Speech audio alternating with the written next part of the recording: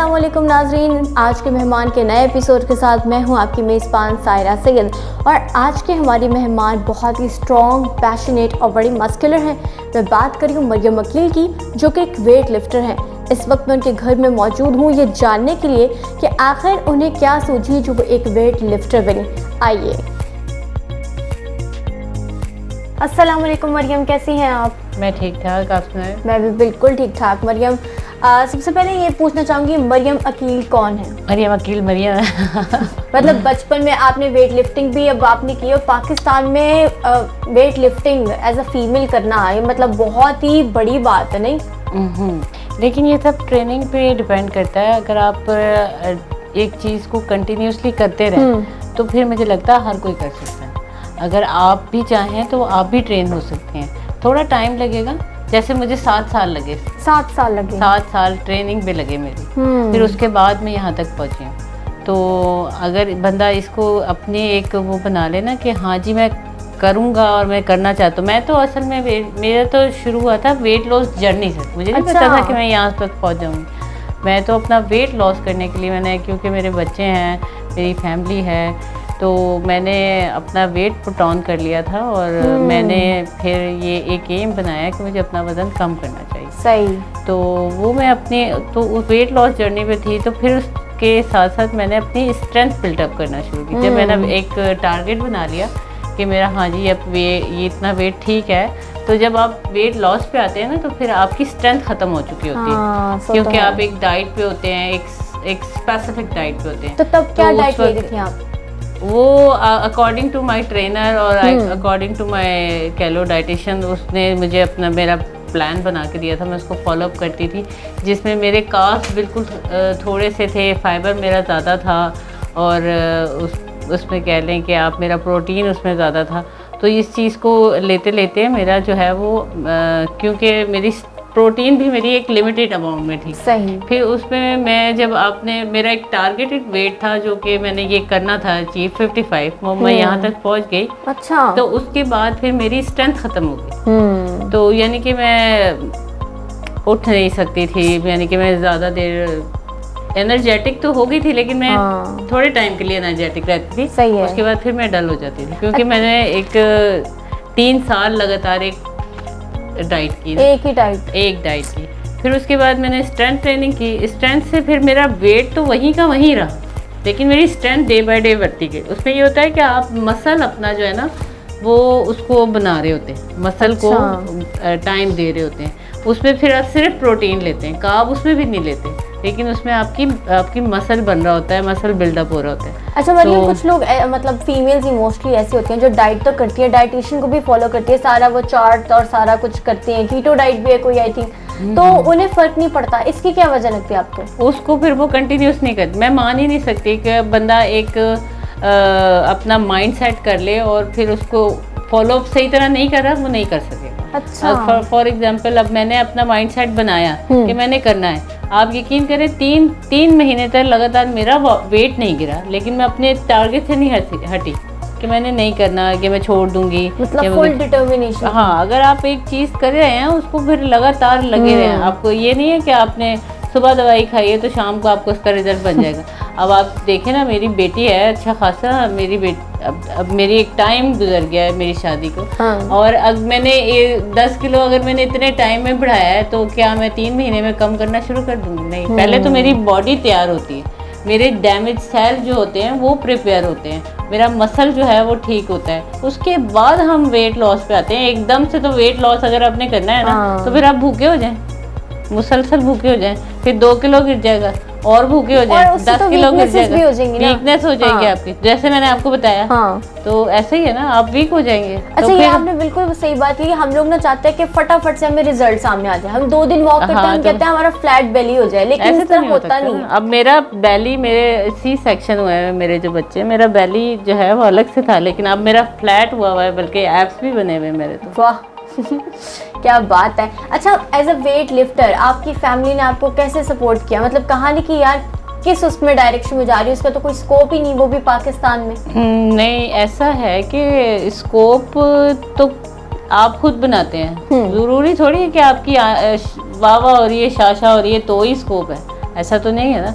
अब देखें, मुझे गवर्नमेंट लेवल से कल ही लेटर आया कि मैंने नेशनल खेलने जाना है तो जाना है। अब उन्होंने भेजा क्या बात है, माशाल्लाह। तो ये नेशनल हो रही है कोयटा में, तो अब ऐसा थोड़ी है कि स्कोप नहीं, स्कोप आप खुद बनाते हैं। हर चीज़ का स्कोप आपने खुद बनाना होता है। और रही बात फैमिली सपोर्ट की, तो मैंने अपना ना टाइम टेबल बड़े अच्छे से ऑर्गेनाइज किया हुआ है। जैसे कि सुबह बच्चे मेरे स्कूल जाते हैं, मैं यूनिवर्सिटी चली जाती हूँ। सही है। फिर उसके बाद वो आते हैं, वो ट्यूशन पढ़ रहे होते हैं, तो मैं अपनी जिम रूटीन को देख रही होती हूँ। वाह। फिर उसके बाद ये होता है कि कज़ाफ़ी क्लब जाते हैं हम ट्रेनिंग करने के लिए। उसका वीकली, अगर आप डेली जाना चाहें डेली भी जा सकते हैं, वो फ्री है। वो तो कज़ाफ़ी में आप कोई भी जा सकता है वहाँ से ट्रेनिंग करने के लिए।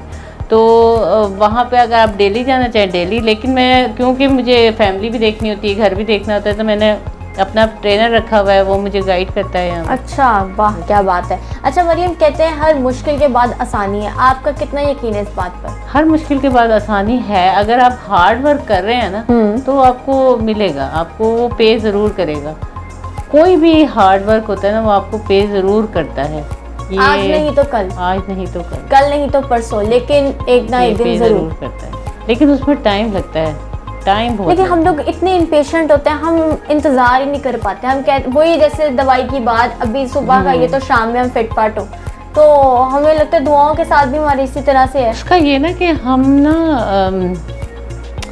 हमारा वो बहुत हो गया ना। देखें, अब कोई है जो बहुत सक्सेस हो रहा है, उसकी स्टोरी लगी हुई है, हम देखा देखी लोगों को बहुत फील करने लगे। अगर हम देखा देखी छोड़ दें ना, तो फिर आप कामयाब हो जाएंगे। देखा देखी छोड़ देना चाहिए। वो फलाना, वो फिर आपको इम्पेशंस जो है ना वो आपकी शुरू होती है, वो बढ़ जाता है, वो आगे चला गया, वो आगे चला गया। मैं तो कहती हूँ जितना काम स्लोली स्टडी अच्छा होता है ना, वो ही बेहतर होता है, वो ही रिलायबल होता है, वो ही आगे जा। अगर फर्ज करें, अगर ये तो छोटी सी बात मैं कह रही हूँ, वेट लॉस की कर लें कि अगर आपने 5 किलो झटपट लूज कर लिया, ठीक है, तो वो झटपट आ भी जाएगा वापस। सीरियसली, अगर आप आपने खाना छोड़ दिया, मैंने खाना छोड़ दिया था और मेरा 5 दिन में इतना गिर गया, वही आप 5 दिन खा लें, आपका दोबारा वो 5 दिन में ही वापस आ जाएगा, क्योंकि वो आपने 5 दिन छोड़ा था। आप 5 दिन खा लें, दोबारा वापस आ जाए। एक स्केड्यूल, एक टाइम टेबल के हिसाब से अगर जो चलता है ना, स्लो स्टडी, वो ही कामयाब होता है। उसके अलावा कोई नहीं कामयाब हो सकता।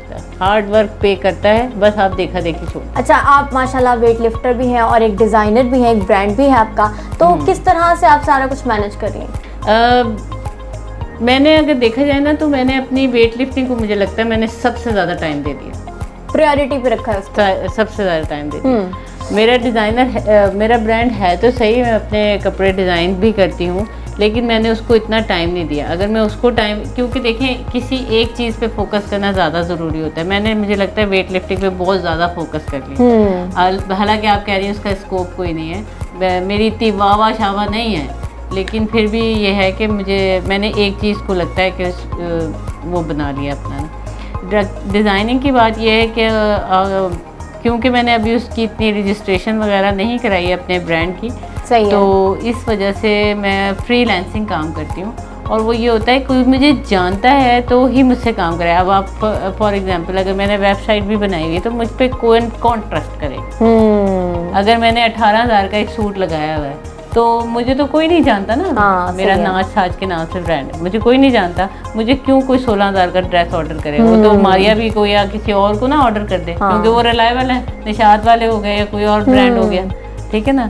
तो इसके लिए फ्रेंड्स ऑफ फ्रेंड्स, और फिर इसके लिए सोशल सर्कल आपका होना ज़रूरी होता है। सही है, रिलायबिलिटी होती है। तो इसलिए क्योंकि इस पर बहुत टाइम और पैसा भी लगेगा, तो मैं अभी स्टे पे हूँ उस पर, क्योंकि वो मार्केटिंग करनी, प्रमोशंस एंड ऑल, और मैंने अभी होल्ड पे रखा हुआ है, तो एक दिन मैं कर ही लूँगी इस पर मेरा। अच्छा, ये डिज़ाइनर बनने का ख्याल कैसे आ गया? डिज़ाइनर बनने का ख्याल ऐसे आ गया था कि मैं जब अपने कपड़े स्टिच करवाती थी तो मेरा टेलर कहता था आपके डिज़ाइन थोड़े से डिफरेंट होते हैं, क्रिएटिव होते हैं, आप मेहनत लगती है, ये आप मुझसे जो है ना पैसे देती हैं, लेकिन आप काम मुझसे पूरा ले लेती हैं, डबल ले लेती हैं। ये तो गलत बात है। लेकिन जब उसने ये बात रिपीट में करना शुरू की, और मेरे ड्रेस जो बनते थे वो देखा देखी बाकियों ने बनाने, वो ड्रेस मेरा बना के टांग देता था, और फिर वो बाकी उससे बनवाते थे, कॉपी करवाती थी कि यही वाला डिजाइन होना चाहिए। वो मेरा ड्रेस मुझे ही नहीं वापस करता था सीखे, क्योंकि उसमें 4 दिन ना दुकान पे लगाना होता था कि लोग देखेंगे।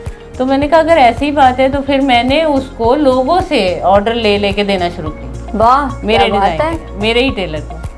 तो मैं लोगों को पसंद आते थे तो फिर मैंने उसको ऑर्डर लेके देना शुरू किया।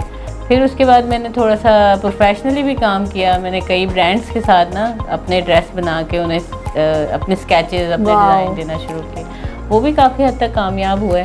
और फिर मैंने फ्रीलांसिंग शुरू कर दी क्योंकि उसमें मुझे इतना अर्न नहीं हो रहा था। लेकिन जब मैंने फ्रीलांसिंग में काम करना शुरू करी तो इंडिविजुअल ड्रेस में मुझे फिर अर्निंग होना शुरू हुई। तो ये है, अगर आप पार्टी वेयर करते हैं तो फिर उसमें यह है कि आपको फ्रीलांसिंग में एक ड्रेस पे अच्छा मार्जिन मिल जाता है, लेकिन पार्टी वेयर की वो ना डिमांड कम होती है। वो पार्टी हो तो उसका ड्रेस लिया जाएगा, नहीं कैजुअल वेयर में आपका ज़्यादा चलता है। वो day by day daily wear चल रहा होता है। तो कॉलेज, यूनिवर्सिटी, ऑफिसेज में यूज होते हैं, जाहिर है।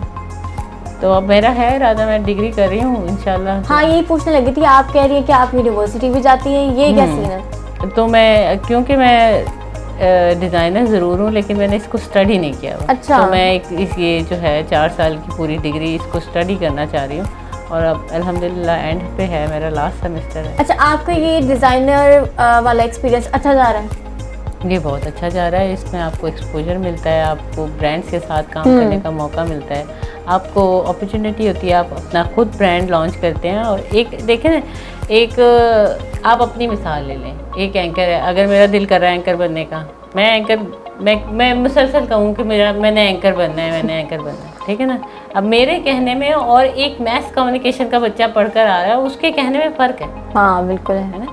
तो वो उसको पता है कि मैं एंकर हूँ और मैंने उसको डील कैसे करना। हाँ। और एक मैं जो कह रही हूँ एंकर बनना है, एंकर बनना, ये मेरा शौक है खाली।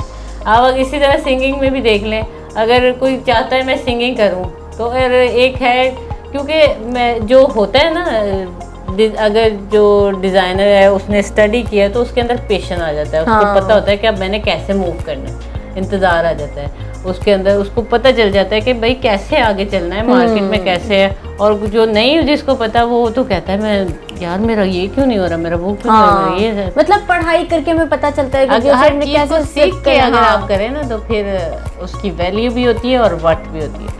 और अगर बगैर सीखे करें तो फिर उसको तो फिर तो आपको कुछ सिफारिश ही पहले तो मुझे लगता है आपको समझने में इतना वक्त लग जाता है और फिर आप प्रॉफिट एंड लॉस के चक्करों में पड़ जाते हो और फिर आप कहते हो नहीं यार, डीमोटिवेट साथ ही इंसान हो जाता है कि नहीं यार ये तो काम ही नहीं हो रहा है। अच्छा, यहाँ भी आपने कहा था कि मैंने कहा कि इसका ये वेट लिफ्टिंग का पाकिस्तान में स्कोप नहीं, मैंने कहा था कि आपके पेरेंट्स ने नहीं कहा, आपकी फैमिली ने, कि इसका तो कोई स्कोप ही नहीं है, ये सवाल इस तरह से कहते हैं? नहीं, ऐसा नहीं है, बल्कि मेरे पेरेंट्स को तो शायद पता नहीं था कि मैं इस तरफ जा रही हूँ, क्योंकि मैं मैरिड हूँ तो मेरे हस्बैंड को पता होना पहले लाजमी। तो मेरे हस्बैंड ने हमेशा मुझे पॉजिटिव चीज़ों में मेरा साथ ही दिया है, नेगेटिव चीज़ में वैसे ही कोई नहीं करती ज़ाहिर है। और अगर नेगेटिव कोई इसमें कोई ऐसा सिम्टम्स होता तो वो मना कर देते, क्योंकि वो तो खुद ही एक फुटबॉलर रह चुके हैं। अच्छा। तो और काफ़ी खेल चुके हैं वो पाकिस्तान के लिए, तो वो कैसे इस चीज़ को वो कर सकते हैं। हाँ, ये है कि वेट लिफ्टिंग औरतों के लिए शोबा थोड़ा सा डिफरेंट है। पाकिस्तान में ज़रा गलत एंगल से ले लेते हैं लोग कि यार वेट लिफ्टिंग, जैसे कि मैं अब वेट लिफ्टिंग करती हूँ तो मेरे क्लासमेट्स मुझे बात करते हैं ना कि आप इतना भारी वेट उठा लेती हैं, आपको प्रेगनेंसी नहीं होगी, आप इतना वेट उठा लेती हैं, आपको कोई मसला नहीं होगा, आपको नहीं उठाना चाहिए, औरतें तो इतना वेट ही नहीं उठा सकती, आपकी कमर में दर्द नहीं होगा, आपको फलाना नहीं होगा। ये मिथ्स जो बने हुए वो बस उसको फॉलो करके है, तो ऐसा है। लेकिन मेरे हस्बैंड ने हमेशा मुझे पॉजिटिव, बल्कि मेरे हस्बैंड तो देख के कहते हैं आप इतना वेट उठा कैसे लेती हैं, ये तो समझ से बाहर हो जाती है ये बात। और इस तरह के कमेंट्स आते हैं। यानी कि जब मैंने वेट लूज़ किया था तब भी मुझे सबने कहा यार लोग तो सोचते रह जाते हैं, आपने कर भी लिया। तो ये है मेरी, वैसे जितनी भी जर्नीज मैंने स्टार्ट की हैं हमेशा उसको सक्सेस ही किया है, अल्हम्दुलिल्लाह कामयाब हुई हूँ। अच्छा मरियम, मुझे बताएं, being a career women in Pakistan, how is it, कैसा है? वही देखना, भागम दौड़ी बहुत हो गई है ना, ये बहुत हो गया है। करियर बनाना अब इतना मुश्किल हो गया है हर किसी के लिए जिसका कोई हिसाब नहीं, कि अगर आप किसी फील्ड में कर रहे हैं ना, लाइक आपने किसी को ज्वाइन कर लिया और फिर वहाँ अपने सीनियर जूनियर और उसमें फंस गए, तो फिर आपके लिए कैरियर आजकल के दौर में बनाना बहुत मुश्किल हो गया है। हार्ड वर्किंग बहुत हो गया है, टाइम बहुत लगना लग गया है, लेकिन ये है कि आपको पे ज़रूर करेगा कि आप हार्ड वर्क करें। इंडिविजुअल अगर आप कैरियर बना रहे हैं ना, तो आपके पास पैसा होना चाहिए। अगर आपके पास पैसा है और आप उसी लेवल पे जाके काम शुरू कर रहे हैं ना, अब मैं अगर अपना ब्रांड लॉन्च करने लगी हूँ, ठीक है, अभी मेरा ब्रांड है तो सही, लेकिन मैंने उसको लॉन्च नहीं किया ना। अगर मैं एक ब्रांड को लेवल के साथ लॉन्च करूँगी तो फिर मैं कह सकती हूँ कि हाँ मेरा कैरियर उसके साथ मैच है। सही है। तो आपको लेवल पे जाके बात करनी चाहिए। नीचे से शुरू करेंगे तो फिर तो आपको टाइम ज़रूर लगेगा, लेकिन इंशाल्लाह हो जाएगा। सोशली एक्टिव है या दूर दूर ही रहती हैं? 50-50 कह लें, क्योंकि मुझे घर में भी टाइम देना होता है। मैं अगर सोशल जो है वो बाहर टाइम दूंगी तो फिर मेरा घर में माइनस हो जाता है। मुझे लगता है मुझे घर में टाइम देना चाहिए। अच्छा, एक अच्छा दिन आपकी नज़र में क्या है? दिन जिसको आप कहें यार आज का दिन बड़ा अच्छा है, ऐसा क्या होना चाहिए उसमें? उसमें एक्सरसाइज होनी चाहिए, वो दिन अच्छा है। हाँ, 2-3 घंटे रच के एक्सरसाइज होनी चाहिए, वो दिन बहुत अच्छा है। जिस दिन नहीं है वो अच्छा नहीं। उस दिन आप डल, लेजी। हाँ, आपको पता है मेरा साथ तो ये सीन हो गया था कि लोग जो हैं, मेरा ट्रेनर, हम सब परेशान हो गए थे, मेरे साथ ये सिम्टम्स होना शुरू हो गए थे कि लोगों को 2 दिन चाहिए होते हैं रेस्ट के लिए, आपके मसल को 5 दिन, जब आप अच्छे खासे तैयार हो गए हैं ना कि आप खेल सकते हैं या आप अपना जिम कर सकते हैं। खेलना तो चलें, हम बात कर लेते हैं दूसरी, लेकिन अगर आप अपने जिम में गेम कर रहे हैं, उसको ज़ाहिर है हम अपनी उसको गेम ही कहते हैं कि हम गेम कर रहे हैं, तो आपके मसल को 2 दिन रिलैक्स चाहिए। लेकिन आप यकीन करें मेरे साथ ये सीन हो गया था, अब तो नहीं है, कि मैं सैटरडे ऑफ करती थी, मुझे उस दिन बुखार हो जाता था। मुझे संडे ऑफ होता था, मुझे उससे ज़्यादा बुखार हो जाता, यानी कि मैं ऑफ ही नहीं कर सकती। मेरी बॉडी मांगती थी कि मैं वेट उठाऊं। ये इतना हो गया था, दिन में 2 दफ़ा हो गया था। दवाई बन गई थी। दवाई बन गई थी। फिर मैंने इसको मैनेज करने के लिए हॉर्स राइडिंग शुरू की, स्विमिंग शुरू की, तो ये सारी चीज़ें जो हैं वो मेरी हेल्पफुल हुई हैं। ऑलराइट व्यूअर्स, तो यहाँ वक्त हो एक ब्रेक का। Don't go anywhere, we will be right back, stay tuned with अस।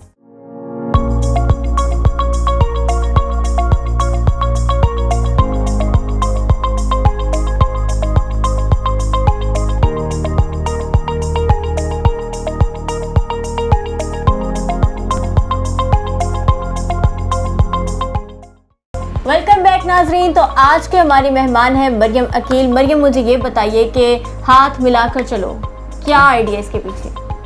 हाँ, हाथ मिलाकर चलो हमारी एक फाउंडेशन है, NGO है, वेलफेयर कह लें, ट्रस्ट कह लें। हमने उसको रजिस्ट्रेशन प्रोसेस में है। इसकी NGOs की रजिस्ट्रेशन थोड़ा सा टाइम लेती हैं, साल, 2 साल, 3 साल भी लग जाते हैं। तो ये है एक कॉन्सेप्ट ऐसे है कि हम जो है वो गरीबों की मदद करते हैं। HMC एक सोसाइटी का नाम है, जहाँ मेरे हस्बैंड और उनके फ्रेंड्स जो हैं वो पले बड़े हैवी मैकेनिकल कॉम्प्लेक्स टेक्सला के अंदर, तो वहाँ से पले हैं, वहाँ से बड़े हुए हैं सारे। तो इन्होंने फिर जब ये बड़े हो गए, सब अपने अपने उस पे आ गए हैं, कमाने पे आ गए, सबके अपनी अपनी फैमिलीज हो गई हैं, तो इन सब ने दोबारा से, ये जो दोस्त थे बचपन के, इन सब ने दोबारा से मिलना मिलाना शुरू किया, कहीं से कॉन्टेक्ट नंबर लिए, रीयूनाइट हो गए। सही है। हाँ, फिर उसके बाद ये हुआ कि इन्हें पता चला कि इनकी सोसाइटी में एक बेकरी वाला है, उसकी बच्ची जो है वो देख नहीं सकती।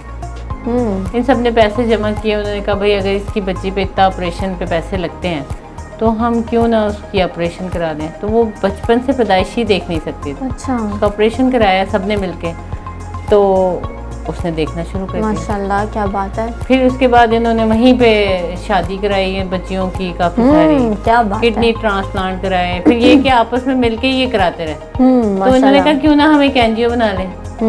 तो फिर हम NGO बना तो ली है, लेकिन अभी तक हम रजिस्ट्रेशन प्रोसेस में हैं। हम काफ़ी टाइम पहले भी मैंने एक इंटरव्यू दिया था, उस वक्त भी हम रजिस्ट्रेशन प्रोसेस में थे। तो ये काम अटका क्यों है, हो क्यों नहीं रहा? इसलिए अटका हुआ है कि उस पर जो है ना कानूनी वगैरह जो है एक्ट सब कुछ फॉलो करना पड़ता है। शायद हमें किसी चीज़ को फॉलो नहीं कर पा रहे हैं, तो इस वजह से। लेकिन ये रजिस्ट्रेशन जो है वो एनजीओज़ की सारी छानबीन के बाद काफ़ी टाइम बाद होती है, ऐसे नहीं होती हैं। तो इंशाल्लाह हाँ, तो मिलाकर चलो, ये बच्चों की, गरीबों की किस तरह से मदद करते हैं? टारगेट ऑडियंस कौन है? पहले हमारी टारगेट ऑडियंस थी, हम मेडिकल पे काम कर रहे थे, मेडिसिन पे, तो हम लोगों को जो है वो रोज़गार भी हमने करना शुरू किया। अच्छा, हमने क्या सब्जी बात है। वालों को सब्जियों के ठेले लगवा के दिए थे, फिर हमने फ़ोटो कॉपी मशीन्स दी थी, कैंसर पेशेंट्स हमने बहुत डील की। लेकिन अब हमारा ना असल में, पहले तो हम ऐसे ही कर देते थे, इस तरह हमें ना पता चला कि हम गलत करें, हम पैसे दे देते थे, हम ऐसे करते थे। लेकिन अब हमारे ना बहुत ज़्यादा सख्त रूल्स हो गए हैं। अब लाइक ये कि हमारा एक फॉर्म है, उसको फिल करेंगे, फिर हमारी एक इन्वेस्टिगेशन है, पूरी टीम है हमारी, वो फिर अच्छे से उसको इन्वेस्टिगेट करती है, फिर पता चलता है। एक बंदा नहीं, पूरी टीम है अब हमारी, एक लॉयर है हमारा। बंदा जिसको चाहिए आपकी ज़रूरत, आपकी मदद चाहिए, तो पूरी इन्वेस्टिगेशन टीम बैठती है, उसको छानबीन करती है। पहले हमारा एक फॉर्म फिल किया जाता है, वो फॉर्म हमारा लॉयर के पास जाता है जो हमारी एनजीओ की रजिस्ट्रेशन करा रहा है। सही है। वो लॉयर जो है वो उसके लिंक्स निकालता है। उस फॉर्म में आपको लिखना होता है कि आपके रेफरेंस, आपके आसपास की क्या चीज़ें हैं, वो फिर उसके बाद उसके जो है वो अच्छे से इन्वेस्टिगेट करवाता है। कुछ 2-3 लोग जाते हैं डिफरेंट, वो पता करते हैं कि आया इसको ज़रूरत भी है कि नहीं। सही, बिल्कुल तो सही बात। एक हमारा प्रॉपर चैनल हो गया है। अब थ्रू प्रॉपर चैनल ही हम कर सकते हैं। अब ये नहीं है कि मेरे रेफरेंस से कोई आया मैं उसकी हेल्प कर दूं एनजीओ के थ्रू, ना, क्योंकि हम रजिस्ट्रेशन प्रोसेस में हैं। पहले तो ये था ना कि एनजीओ में से मैंने पैसे निकाले, उसको दे दिए, उसको निकाले, उसको दे दिए। एनजीओ के अकाउंट में से पैसे निकालना बहुत मुश्किल हो जाता है अब, क्योंकि जब तक सारे डायरेक्टर्स मिलके साइन नहीं करते, उसमें से पैसे नहीं निकलते। मतलब बड़ा लंबा प्रोसेस। अब हम एक स्कूल है उसके लिए काम कर रहे हैं। हमने उस स्कूल में सारी computer labs, bio lab, physics lab, उसका सारा सामान पहुंचाना है। एग्जामिनेशन हॉल्स भी बनवाने हैं और ई लाइब्रेरी बनवानी है हमने, यानी कि उस स्कूल में काफ़ी काम करना है। वो स्कूल है जहाँ से वो ये सारे मेरे हस्बैंड और वगैरह वगैरह सब पढ़े थे, तो अब इनको दोबारा से इस स्कूल को करना है। तो ये है कि अब इसके लिए जो है, अगर हमने इनको हमने लैब्स प्रोवाइड करनी है या हमने कुछ भी प्रोवाइड करना, तो उसके लिए हमारे पास पहले उनके बिल्स आना ज़रूरी है। वो बिल्स आएंगे, वो वकील के पास जाएंगे, फिर वो वकील आगे देगा, सारे डायरेक्टर्स उस बिल पे साइन करेंगे, फिर उसके बाद कैश एक प्रॉपर मेरे पास नहीं आएगा, ना किसी और के पास, उस वेंडर के पास जाएगा जहाँ से वो चीज़ हुई। अच्छा, तो कैश किसी को नहीं मिलता। अच्छा, ये लंबा तो प्रोसेस हो गया, लेकिन आपको नहीं लग रहा अब ये ज्यादा सही है? हाँ, ये ठीक हो गया सब, क्योंकि अभी जैसे आपने कहा ऐसे एनजीओ से निकाल के पैसे दिए, अब तो किसी को जरूरत है नहीं है, वो हर जगह हर किसी को बट रहे हैं ऐसे। हाँ, तो मतलब अब जो जरूरतमंद है उसकी प्रॉपर इन्वेस्टिगेशन के थ्रू, प्रॉपर डॉक्यूमेंटेशन के थ्रू उसको वो सारी चीजें मिले, फैसिलिटीज मिले। इसमें तो मैं कहती हूँ कई दफा बहुत ज्यादा टाइम भी लग जाता है, पेशेंट की बीमारी खत्म हो जाती है, लेकिन वो हमारी इन्वेस्टिगेशन नहीं खत्म होती। लेकिन ये सही है ना, ऐसे तो मतलब राइट वे, मतलब जिसका वो लेट अगर होता भी है ना, तो वो एनजीओ की तरफ से लेट नहीं होता, वो पेशेंट की तरफ से लेट हो जाता है, इसलिए डॉक्यूमेंटेशन करने में, पूरा प्रोसेस को फॉलो करने में। सही है। अच्छा मरियम, आप लाइफ में कभी डीमोटिवेट हुई हैं? आपने सोचो यार छोड़ो, वेट लॉस से शुरू हुई, वेट लिफ्टिंग करने लग गई, यार कहाँ फंस गई, कभी इस तरह से कोई ख्याल आया? नहीं, ऐसा कोई ख्याल नहीं आया। कभी मुझे हमेशा मोटिवेट किया मेरे असल में आसपास रहने वाले लोग जो हैं, वो मुझे इतना मोटिवेट करते हैं, तो मुझे नहीं। ऐसे लोग बड़े ज़रूरी है ना ज़िंदगी में, और इस दौर में तो बहुत ही ज़्यादा। मगर हमारे इस दौर में मुझे लगता है कि जो वेट लिफ्टिंग मैंने स्टार्ट की मेरे लिए बहुत ही अच्छी हुई है, क्योंकि हमारे डिफरेंट मुल्कों में, क्योंकि देखें मैंने आपको बताया ना, पाकिस्तान में वेट लिफ्टिंग का कैरियर औरतों के लिए तो इतना है ही नहीं। हमेशा कंपटीशन बाहर ही होते हैं। सही है, हमें बाहर जाके खेलना पड़ता है, बाहर लोग औरतों के साथ खेलना पड़ता है। तो ये एक तो ये है कि आपका एक्सपोजर होता है, दूसरा आपको टेक्निक्स पता चलती हैं वेट लिफ्टिंग की। अब देखें, वेट लिफ्टिंग, स्ट्रेंथ लिफ्टिंग और पावर लिफ्टिंग, तीनों में वेट ही उठाना है। हाँ, कैसे उठाना है, टेक्निक्स अलग, टेक्निक्स पावर लिफ्टिंग। अब वेट लिफ्टिंग में 2 गेम होती हैं, क्लीन एंड जर्क और स्नैच, 2 ही गेम होती है। वो हमारे नूबर्ट भी खेल के आए थे कॉमनवेल्थ में, उन्हें गोल्ड मेडल मिला था। इसमें 2 गेम होती हैं, एक आपने स्नैच लगानी होती है, एक आपने क्लीन एंड जर्क करना होता है। और स्ट्रेंथ लिफ्टिंग होती है, उसमें भी आपकी 2 ही होती हैं, उसमें भी 2 गेम होती है। पावर लिफ्टिंग होती है, उसमें आपकी 3 गेम होती है। वेट उठाने के तरीके अलग अलग हैं, टेक्निक्स अलग अलग हैं। क्या मतलब वो एक इस तरह वाला वेट नहीं उठाना होता सब में, हर तरह का डिफरेंट होता है? हाँ, क्लीन एंड जर्क अलग होती है और स्नैच अलग होती है। ओके। उसके रूल्स बड़े टफ होते हैं। 1 मिनट के अंदर अंदर आपने वो उठा लेना होता है। आपकी कोनी नहीं हिलनी चाहिए। आपने स्ट्रेट उठाया तो वो स्ट्रेट ही रहना चाहिए। ये ऐसे बाजू है तो ऐसे ही होना चाहिए। ज़रा सा भी हिला तो आप कैंसिल, आपकी स्नैच खत्म हो जाती है। और हम देखने वालों को लगता है ऐसे पकड़ के ऐसे उठा लिया बस लिया, ऐसे नहीं होता।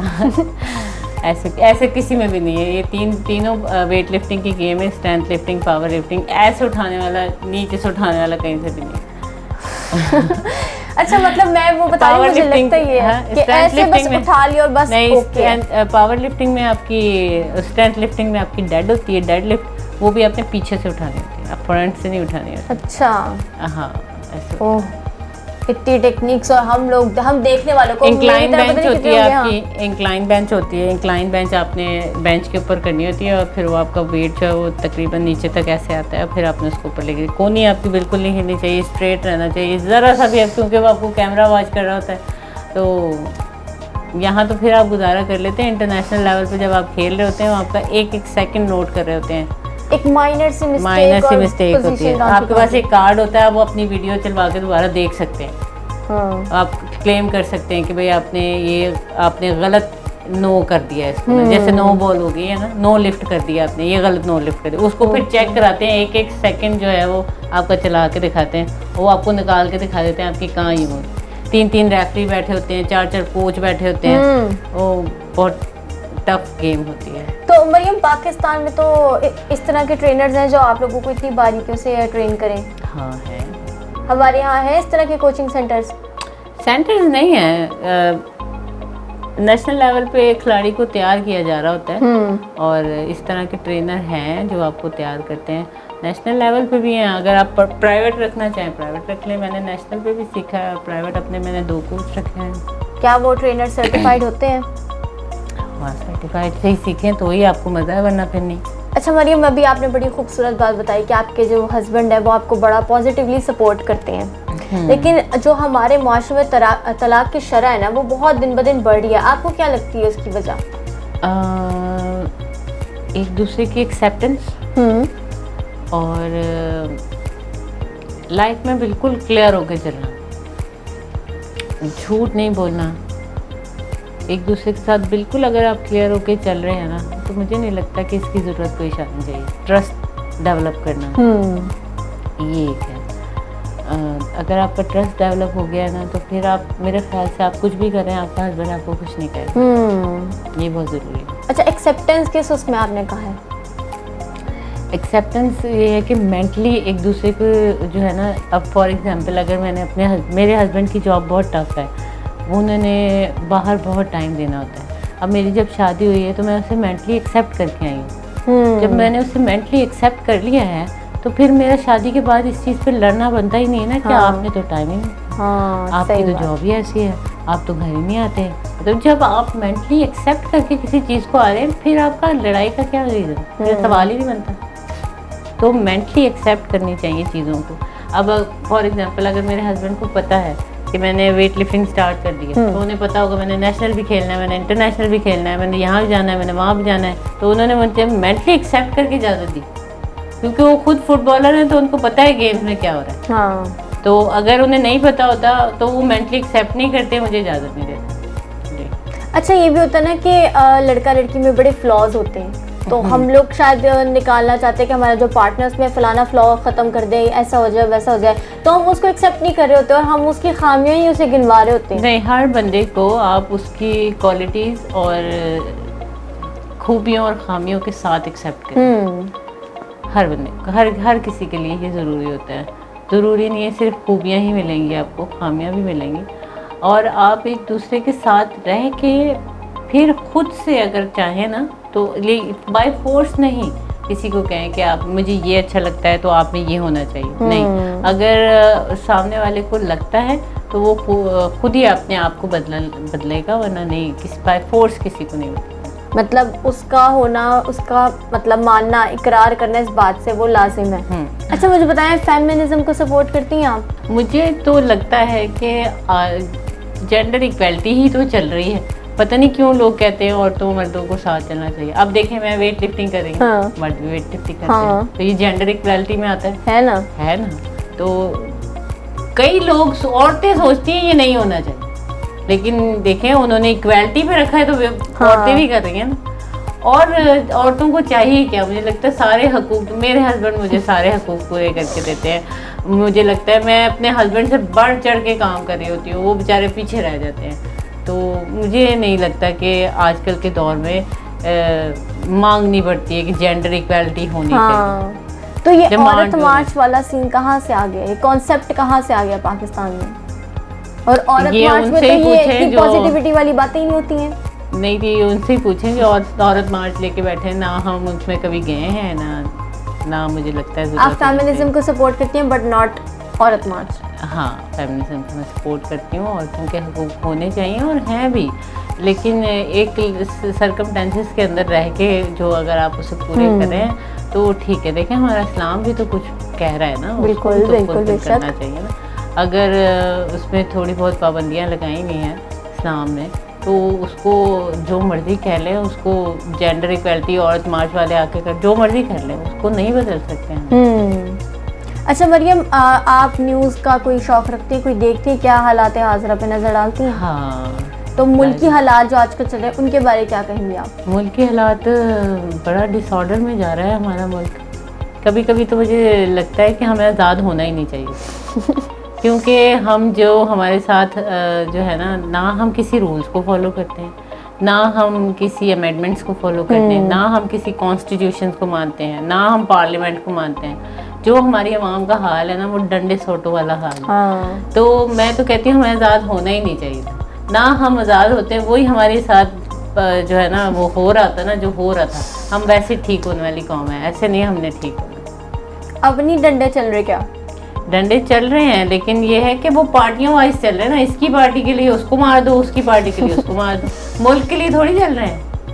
पहले जो डंडे चलते थे ना, वो हम पे चलते थे हमारे से रूल्स फॉलो करवाने के लिए। और वो एक ही सब सारे चलते थे हिंदू मुस्लिम के साथ, एक ही एक ही ब्रिटिश हमारे ऊपर बैठा था और हिंदू मुस्लिम के दोनों के साथ वही डंडा चलता था और वही सोटा चलता था। जो है उनके रूल्स को फॉलो कर लेते थे वो ठीक थे, जो हिंदूज जो है वो ज़्यादा उसको फॉलो करते थे। हाँ, ये है कि मजहबी लिहाज से हमारा थोड़ा सा गड़बड़ थी, लेकिन अगर आज भी हमारे ब्रिटिश हमारे सर पे बैठे होते ना, हमने अब तक सुधर जाना था, अभी तक हम सुधरे नहीं।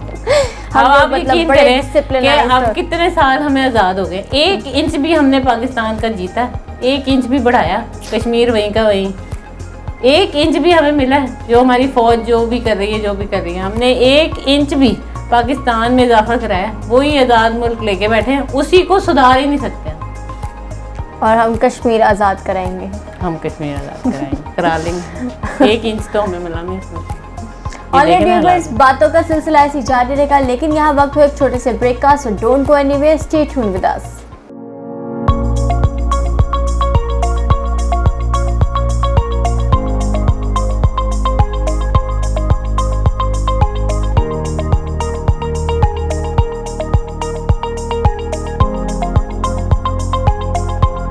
वेलकम बैक नाज़रीन। तो आज के हमारी मेहमान है मरियम अकील। मरियम, मुझे ये बताएं कि ओलंपिक्स के लिए आप तैयारी कोई कर रही हैं, कोई इरादा है आपका? हाँ, अभी हम नेशनल खेलेंगे, उसके बाद फिर हम उसमें सेलेक्ट होंगे, फिर उसके बाद हम ओलंपिक्स पे भी इंशाल्लाह देखना। इंशाल्लाह। वेट लिफ्टिंग, पाकिस्तान की जो वेट लिफ्टिंग टीम है, फेडरेशन है, यही है कि नेशनल्स जो विन करते हैं उसके बाद ही फिर हम आगे जा सकते हैं। ट्रैवलिंग का शौक है? नेशनल चल रहे हैं कोयटा में, तो मैं इंशाल्लाह उसमें पार्टिसिपेट करूँगी। इंशाल्लाह। तो मुझे बताएं, ट्रैवलिंग का शौक रखती हैं कोई आप? हाँ, ट्रैवलिंग तो बड़ी करनी पड़ती होगी आपको। तो ये जो इंटरनेशनल, तो मेरे यानी कि गेम तो मेरी अभी शुरू हुई है, उससे पहले अगर देखा जाए तो हम अपने बच्चों को एक्सपोजर देने के लिए हम हर साल जो है वो कहीं ना कहीं उन्हें लेके जाते हैं। पहले पाकिस्तान में ही लेके जाते थे, तो आप यकीन करें हमारे नॉर्दर्न एरियाज़ जो हैं वो छुट्टियों के टाइम पे इतना गंदगी, इतना सब कुछ हो रहा होता है, कि हमने उस दिन से एक दिन हम गए, पता नहीं मालम जब्बा गए थे कि हम कहाँ गए थे, हम सारी फैमिलीज, तो वहाँ हम गए तो हमने वहाँ देखा कि यानी कि कोई फैसिलिटी नहीं है, टूरिज़्म को फैसिलिटेट नहीं किया वहाँ, और इतनी गंदगी और इतना यानी कि हाई ऑन बिल्स और ये सब कुछ, तो इस इतने में तो आप बाहर ही हुआ है। अब 4 पैसे उसमें ऐड करें तो फिर आप कहीं बाहर हुआ है। तो फिर हमने तब से डिसाइड किया, उसके बाद हम कहीं ना कहीं अपने बच्चों को बाहर एक्सपोजर के लिए लेके जाते हैं। टर्की ले गए, दुबई ले गए, उस बच्चे तो जाते जाते हैं, फिर हम खुद भी साथ चले जाते हैं। अच्छा, ये वैसे बहुत अच्छा है, क्योंकि हमारे तो मतलब वो जो एक बच्चों को लगाया ना कि चलो शादी के बाद, जाहिर मतलब लड़कियों को ज़्यादा कहा जाता है कि शादी के बाद जाना, और शादी के बाद भी बेचारियाँ जाती हैं, नहीं जाती वो एक अलग बात, लेकिन मैं शादी के बाद ना शादी से पहले गई कभी बाहर, शादी के बाद भी नहीं गई। मैंने जब बच्चे बड़े हो गए हैं तो मैंने फिर बच्चों के साथ ट्रैवलिंग करना शुरू की। मैंने उनके लिए, उनको एक्सपोजर देने के लिए बाहर जाना शुरू किया। फिर सबसे पहले हमने मलेशिया गए हम, अच्छा, फिर उसके बाद टर्की गए, और फिर टर्की हम पता नहीं कितनी बार गए, दुबई गए हम। फिर इस तरह हम घूमते फिरते ही रहते हैं अपना। बच्चे अपनी पॉकेट मनी सेव करते हैं, वो भी मिलाते हैं हम उनको। हमने ये कहा है कि आप लोग सेव करेंगे तो फिर हम जो है आपको हर साल एक सब पैसे अपने मिला के सब अपने इंडिविजुअल एक पे बोझ नहीं डालते, हम सब अपने अपने कलेक्टिवली पैसे जमा करते हैं, और फिर सब मिलके जो है वो कोशिश करते हैं जितना हमारा बजट होता है हम उसमें कि यूरोप चले जाएं, यूरोप से चले जाएं। लेकिन ये है कि मेरा जो अब ये सीन हो गया है कि मैं अपनी जो गेम है उसकी वजह से उसके अलावा भी जाती हूँ, लेकिन मैंने वो देखा है कि मैं सिर्फ गेम ही खेलने जाती हूँ, मैं इतनी रिस्पॉन्सिबल हूँ, मैं अगले दिन ही वापस आ जाती हूँ। मैंने देखा है, बाकी सारे लोग 3-4 दिन एक्स्ट्रा एंजॉय करते हैं, मैं बल्कि मैं अभी ताशकंद गई थी तो मेरा गेम 3 दिन का था, और मेरी टिकट 1 हफ्ते की नहीं 9 दिन की टिकट हुई थी। अच्छा, वाह। मैं 9 दिन में वापस आना, 3 दिन में गेम ख़त्म हुआ, मैं डबल टिकट करवा के 4थे दिन पाकिस्तान वापस आ गई, क्योंकि मुझे और बहुत सी रिस्पॉन्सिबिलिटीज़ देखनी थी। मैंने कहा नहीं, मुझे नहीं। हालांकि मेरे हस्बैंड ने फोर्स किया कि नहीं आप घूम लें, आपने कौन सा ताशकंद देखा हुआ है, इधर चल जाएँ उधर चल जाएँ, लेकिन मैंने नहीं, मैंने उसमें पैसे ऐड ऑन करा के टिकट अपनी दोबारा बनवाई, नहीं मैं वापस आऊँगा। अच्छा मरियम, तो मतलब आप माशाल्लाह इतने सारे काम करते हैं, इतनी एक्टिव और करियर ओरिएंटेड भी हैं माशाल्लाह, तो फैमिली को कैसे टाइम दे पाते हैं, कैसे मैनेज करती हैं? फैमिली को ये होता है ना, देखें अब सैटरडे संडे जो होता है हम किसी को बुक नहीं करते, जैसे आज का था। हम किसी का फ़ोन भी नहीं उठाते जैसे आज था। तो हम सैटरडे संडे तो मिलके हम एक साथ जो है वो टाइम निकालते सब सारे, और उससे पहले हम सबकी लाइफ मसरूफ़ होती है। मेरे हस्बैंड अपने काम पे होते हैं, मैं अपने काम पे होती हूँ। बच्चों की स्टडी इतनी टफ होती है, वो बेचारे सुबह स्कूल जाते हैं, थोड़ी देर आके 1-2 घंटे रेस्ट करते हैं, उसके बाद उन्हें ट्यूशन पढ़ना होता है, फिर वो उनको भी मैंने एक्सरसाइज पे लगाया हुआ, एक्सरसाइज करते हैं, वॉक करते हैं, फिर सो जाते हैं। ये एक उनकी रूटीन बनी हुई है। सैटरडे संडे हम सब एक दूसरे के लिए टाइम निकालते हैं, किसी को भी उसमें इन्वॉल्व नहीं करते। बाय मिस्टेकन हम किसी को, अगर बहुत एमरजेंसी हो, सीरियस केस हो, हम किसी को इनवाइट कर लेते हैं, या हम कहीं चले जाते हैं, कोई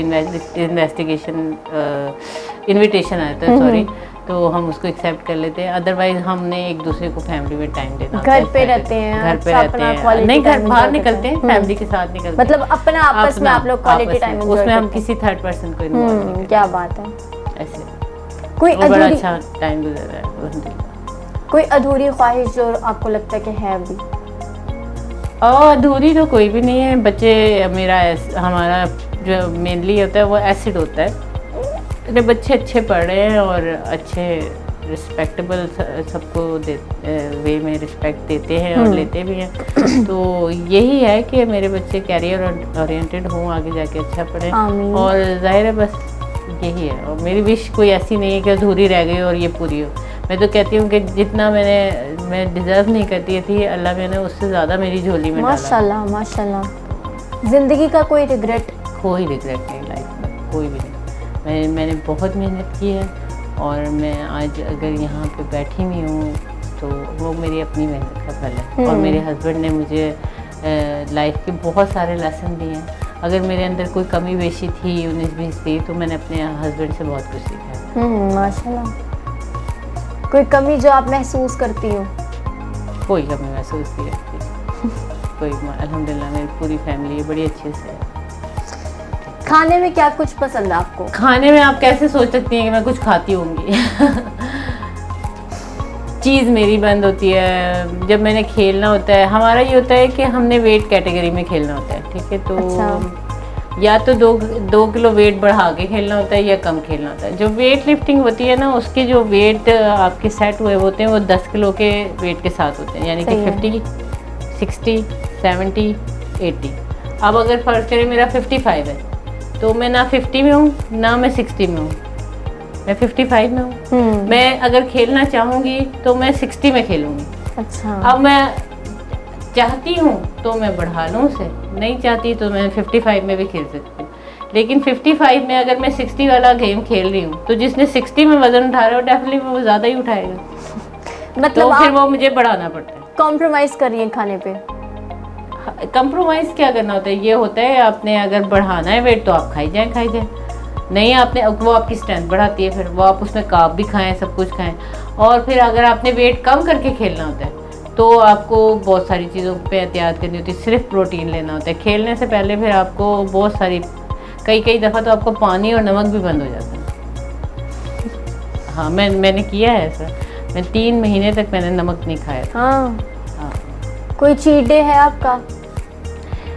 चीट डे होता है डेफिनेटली, क्यों नहीं होता है। लेकिन ये होता है कि जब आपका गेम सर पे आई भी हो ना, उस वक्त बहुत ज़्यादा एहतियात होती है। जैसे अब ये कोयटा में मैच हो रहे हैं, ये हम खेलने जा रहे हैं नेशनल, तो इस वक्त तो आपने बहुत ज़्यादा एहतियात करनी होती है, बहुत ज़्यादा एहतियात। क्योंकि लेकिन मैंने 2 किलो बढ़ाना है तो मेरी एहतियात कोई नहीं, मैं खा सकती हूँ। अच्छा। जिसने कम करना है उसके लिए बहुत ज़्यादा एहतियात है। तो खाने में पसंद क्या है आपको वैसे, जो आपका दिल करे ऐसे ही चुटकी बजाओ हाजिर हो? मुझे चाय अच्छी लगती है और मुझे खाने में कोई ख़ास चीज़ ऐसी नहीं है कि मैं खाऊं। एक मैंने ताशकंद में एक डिश खाई थी, तो नाम मुझे याद ही नहीं है, वो बहुत ही मज़े की थी, बहुत मज़े की थी। ताशकंद में वैसे लोग ज़्यादातर घोड़े का गोश्त खाते हैं। हाँ, ऐसे ही है, घोड़े का गोश्त खाते हैं और वो मज़े का होता है। वो डिश मुझे याद है अच्छी तरह कि मुझे अच्छी लगी थी, लेकिन वो भी मैंने रिपीट में नहीं खाई। खाने का मुझे शौक नहीं है। शेर व शायरी का शौक है? शेर व शायरी का शौक भी बहुत कम है। कोई शेर जो याद हो, जो पसंद हो आपको? मेरे ख्याल से मुझे याद भी कोई नहीं है। कोई मतलब मैट्रिक के टाइम का? मैट्रिक में मुझे लगता है सबको याद हो जाते हैं शेर, वो लिखने इतने पड़ते हैं। फिल्म ड्रामा से लगाव है आपको कोई? नहीं। लास्ट याद है कौन सी मूवी देखी थी या ड्रामा? नहीं। ये भी नहीं याद ना। मैं टीवी लगाती ही नहीं, बहुत कम। कभी लगाती भी हूँ तो खबरें चल रही होती हैं, वही चलते फिरते सुन ली तो सुन ली। मैं टीवी नहीं देखती। मतलब नहीं है आपको शौक है एक जगह स्टिक होके बैठ कर देखना टीवी? ऐसा क्यों है यार, टाइम वेस्टिंग लगता है आपको? नहीं, मैं कहती हूँ आपका टाइम जो है वो कहीं और लग जाए, क्योंकि देखिए मेरी लाइफ में बहुत ज़्यादा टास्क है। मैंने ये भी करना है, मैंने वो भी करना है, तो मैं जो भी एक्स्ट्रा चीज़ है ना उसको कट आउट करके मैं कहती हूँ अपने बच्चों को टाइम दे दूँ। तो ये कितना ही अरसा हो गया मैंने जो है वो टीवी नहीं देखा, कितना ही, यानी टीवी मतलब मूवी या ड्रामा नहीं देखा। अब ये खबरें तो देखी हैं। और कितना ही अरसा हो गया मैंने शायद पेप्सी नहीं पी है, 7-8 साल हो गए पेप्सी ड्रिंक कोई नहीं पी, कोई भी जूस या कुछ ऐसा नहीं पी। मुझे याद ही नहीं कि आखिरी दफ़ा मैंने इसको कब हाथ लगाया। चाय में पी। अच्छा है कि मैं डाइट नहीं करती, क्योंकि मेरा तो खाना हजम ही नहीं होता कोक या पेप्सी के बिना, मुझे तो अधूरा अधूरा लगता है।